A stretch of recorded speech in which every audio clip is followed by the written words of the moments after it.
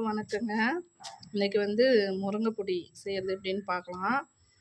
ஒரு 100 கிராம் அளவுக்கு முருங்கைக்கீரையை வந்து நிழல்லே காய வச்சு எடுத்து வச்சுருக்கிறேன். இது அதுக்கு தேவையான பொருள் வந்து ஜீரகம், மிளகு, கொத்தமல்லி, வரமிளகாய், தேவையான அளவு உப்பு வச்சுருக்கிறேன். பார்த்துட்டு அதுக்கப்புறம் சேர்த்திக்கலாம். உப்பு அதிகமாக இருந்தாலும் சாப்பிட முடியாது. இது எல்லாமே வந்து லைட்டாக அனல் வச்சு நம்ம இப்போ வறுத்துக்கலாம் வாங்க.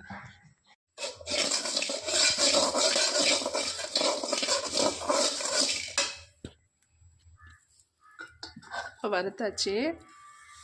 லைட்டாக முருங்கீரையும் கொட்டி அதிலே வறுத்துக்கலாம். அவ்வளோதாங்க, அரைச்சாச்சு. இப்போ 50 கிராமில் 2 பாக்கெட்டு நம்ம போட்டுட்டு மீதி இருக்கிறத நம்ம வீட்டு யூஸ் பண்ணிக்கலாம். இப்போ இதில் வந்து இரும்புச்சத்து நிறையா இருக்குது. நம்ம எல்லாரும் டெய்லியுமே முருங்கைக்கீரை எடுத்துக்கணும். ஆனால் எடுத்துக்கிறதில்ல இன்றைக்கி நாளில். இந்த மாதிரி பொடியாக இருந்ததுன்னா ஒரு ஸ்பூன் போட்டு கூட சாப்பாட்டில் நல்லெண்ணெயில் கலந்து சாப்பிட்டா உடம்புக்கு நல்லது.